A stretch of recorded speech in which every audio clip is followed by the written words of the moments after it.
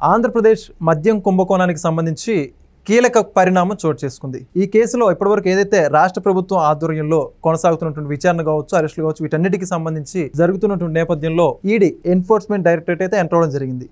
అయితే మరి ఈ మద్యం కుంభకోణం స్కామ్ ఏ విధమైనటువంటి మలుపులు తిరగబోతుంది, భవిష్యత్తులో ఈ కేసుకు సంబంధించినటువంటి పరిణామాలు ఏ విధంగా ఉండబోతున్నాయి, వీటన్నిటికి సంబంధించి పూర్తి విశ్లేషణ చేసే ప్రయత్నం చేద్దాం. మనతో ఉన్నారు సీనియర్ జర్నలిస్ట్ సత్యమూర్తి గారు.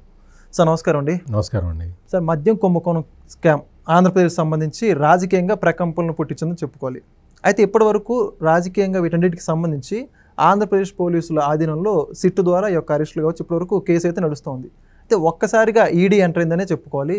ఈడీ ఎంటర్ అవడంతో కేసు భవిష్యత్తులో ఎటువంటి మలుపులు జరగవచ్చు అంటారు? ప్రస్తుతం ఈడీ ఎంటర్ అయిన తర్వాత ఏ పరిణామాలు చోటు చేసుకుంటున్నది దీంట్లో? ఇప్పుడు ఎన్ఫోర్స్మెంట్ డైరెక్టరేటు ఈ కేసులో ఎంటర్ కావటం అనేది చాలా, అంటే మనలాంటి వాళ్ళకి మంచి డెసిషను, జగన్ లాంటి వాళ్ళకి ఇది చెడు, చాలా పాపం భయం కల్పించే ఒక డెసిషన్. ఎన్ఫోర్స్మెంట్ డైరెక్టరేటు కేసులో ఇన్వాల్వ్ అయిపోతే పరిస్థితి ఎట్లా ఉంటుంది అనేది చాలామందికి తెలుసు, మరి ముఖ్యంగా జగన్మోహన్ రెడ్డికి బాగా తెలుసు. ఎన్ఫోర్స్మెంట్ డైరెక్టరేటు ఈ మధ్యకాలంలో చాలా యాక్టివ్గా ఉంది. ఈ లిక్కర్ కుంభకోణానికి సంబంధించి ఎన్ఫోర్స్మెంట్ డైరెక్టరేట్ని ఇన్వాల్వ్ చేద్దాము అని చెప్పి ముఖ్యమంత్రి నారా చంద్రబాబు నాయుడు ఎప్పుడు అసెంబ్లీ జరిగే సమయంలోనే చెప్పారు, ఈడీని కూడా ఇందులో ఇన్వాల్వ్ చేస్తామని. కానీ ఎన్ఫోర్స్మెంట్ డైరెక్టరేట్ వాళ్ళు అంత ఈజీగా ఇన్వాల్వ్ కారు. అంటే రాష్ట్ర ప్రభుత్వం చెప్పినా కానీ వాళ్ళు ఇన్వాల్వ్ కావాలన్న ఇదేమీ లేదు. వాళ్ళకి మనీ లాండరింగ్కి సంబంధించిన బేసిక్ ఆధారాలు వాళ్ళ దగ్గర ఉంటే తప్ప వాళ్ళు ఇన్వాల్వ్ కారు. జగన్మోహన్ రెడ్డి ముఖ్యమంత్రిగా ఉన్నప్పుడు చంద్రబాబు నాయుడు మీద చాలా కేసులు పెట్టారు కదా, ఆ కేసుల్లో ఎన్ఫోర్స్మెంట్ డైరెక్టరేట్ని ఇన్వాల్వ్ చేయాలని శతవిధాల ప్రయత్నం చేశాడు జగన్మోహన్ రెడ్డి. ఆ కుంభకోణం జరిగింది, ఈ కుంభకోణం జరిగింది, మనీ లాండరింగ్ జరిగింది, చంద్రబాబు నాయుడు బోగస్ కంపెనీలు పెట్టాడు, రకరకాలుగా చెప్పి ఎన్ఫోర్స్మెంట్ డైరెక్టరేట్ని ఈ కేసుల్లో ఆ రోజు జగన్మోహన్ రెడ్డి చంద్రబాబు నాయుడు మీద పెట్టిన కేసుల్లో ఇన్వాల్వ్ చేయటానికి చాలా ప్రయత్నాలు చేశాడు. కానీ ఎన్ఫోర్స్మెంట్ డైరెక్టరేటు ఎందులో ఇన్వాల్వ్ కాల. ఎందుకు అంటే వాళ్ళకి తెలిసిపోయింది ఇవన్నీ బోగస్ కేసులు కాబట్టి మనం ఇన్వాల్వ్ అయితే అభస్పాలు అయిపోతామని వాళ్ళు రాలే. ఇప్పుడు ప్రస్తుతం పరిస్థితి ఎట్లా ఉందంటే ఎన్ఫోర్స్మెంట్ డైరెక్టరేటు ఈ లిక్కర్ కుంభకోణానికి సంబంధించిన అన్ని వివరాలని తీసుకుంది, దగ్గర పెట్టుకుంది. ఇప్పుడు ఈ మనీ ట్రయల్కి సంబంధించి కూడా సిట్ చాలా అడ్వాన్స్డ్ స్టేజ్లో ఉంది. అంటే మొత్తం మనీ లాండరింగ్ ఎట్లా జరిగింది, బోగస్ కంపెనీలు ఎట్లా పెట్టారు, ఎవరు పెట్టించారు, అల్టిమేట్ బెనిఫిషరీ ఎవరు, వీటన్నిటి మీద సిట్ అడ్వాన్స్డ్ దీనిలో స్టేజ్లో, ఇన్వెస్టిగేషన్ స్టేజ్లో ఉంది. ఇప్పుడు ఎన్ఫోర్స్మెంట్ డైరెక్టరేట్ వచ్చి ఏసీబీ కేసులో ఒక మెమో ఫైల్ చేసింది. రాజ్ కసిరెడ్డిని దగ్గర స్టేట్మెంట్ రికార్డు చేస్తాము, మాకు అనుమతి ఇవ్వండి అని చెప్పి ఏసీబీ కోర్టుని అడిగారు.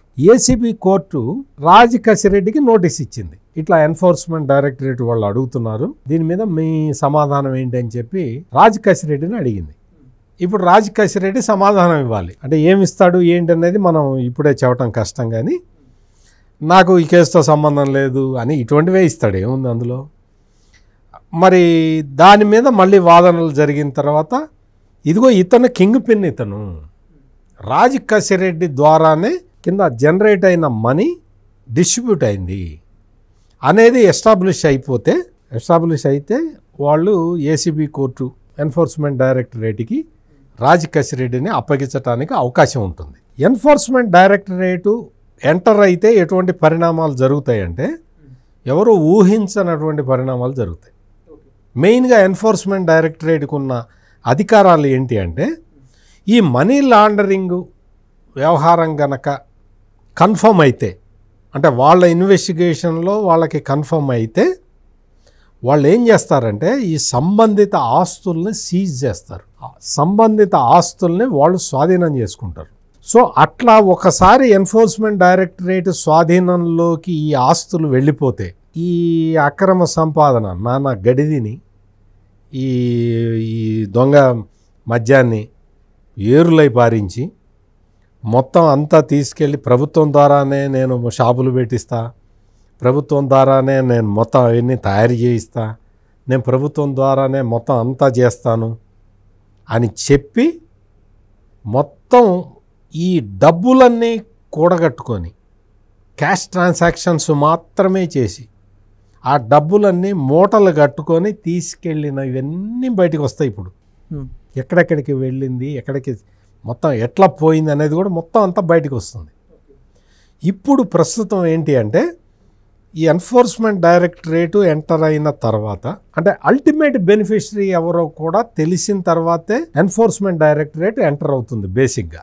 సో అల్టిమేట్ బెనిఫిషరీ ఎవరు అనేది ఎస్టాబ్లిష్ అయి ఉంటుంది. బయటకి ఎక్కడ ఎవరు చెప్పట్లేదు, ఎక్కడ వెల్లడి కాలేదు. కానీ గోవిందప్ప బాలాజీ ఇచ్చిన స్టేట్మెంట్ ప్రకారం, గోవిందప్ప బాలాజీ అంటే అతను భారతీ సిమెంట్కి full time director, YS Bharathi రెడ్డికి అతను ఒక కన్సల్టెంట్, అంటే ఫైనాన్షియల్ కన్సల్టెంట్. జగన్మోహన్ రెడ్డికి సంబంధించిన ఆఫీసర్లు అంటే ఓఎస్డి కృష్ణమోహన్ రెడ్డి కానీ, ఆ రిటైర్డ్ ఐఏఎస్ అధికారి ధనంజయ రెడ్డి అప్పుడు సర్వీస్లోనే ఉన్నాడు, సిఎంఓలో ఉండే కీలకమైన వ్యక్తి. వీళ్ళిద్దరినీ కూడా ఇప్పుడు సుప్రీంకోర్టు యాంటిసిపేటరీ బెయిల్ ఇవ్వడానికి తిరస్కరించింది.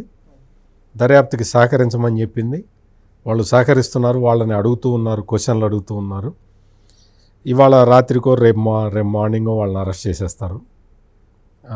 ఎందుకంటే అరెస్ట్ చేయకపోతే కుదరదు కాబట్టి. సో వీళ్ళిద్దరు కూడా దొరికారు కాబట్టి, అంటే దాదాపుగా వీళ్ళకి కృష్ణమోహన్ రెడ్డి కొడుకు అయితే చాలా కంపెనీల్లో డైరెక్టర్ అయ్యాడు. ధనంజయ రెడ్డికి సంబంధించిన బినామీ ఒక అతను ఉన్నాడు, శ్రీధర్ అని. అతను ఈ ట్రాన్సాక్షన్స్ అన్ని చేసేవాడు అనేది ఎస్టాబ్లిష్ అయిపోయింది. అతను డైరెక్ట్గా జగన్మోహన్ రెడ్డి ఇంట్లోకి వెళ్ళిపోయే మనిషి. అంటే జగన్మోహన్ రెడ్డి అతను తాడేపల్లి ప్యాలెస్లోకి ఎవ్వరికీ అనుమతి ఉండదు, చాలా తక్కువ మందికి, ఒకళ్ళకో ఇద్దరికో ఉంటుంది.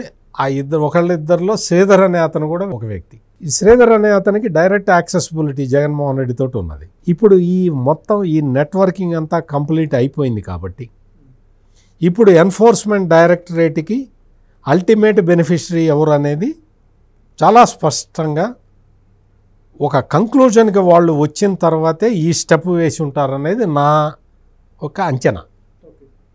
సో ఇప్పుడు నెక్స్ట్ జరగబోయేది ఏంటి అంటే, నెక్స్ట్ జరగబోయేది మరి వెండి తెర మీదే చూడాలి.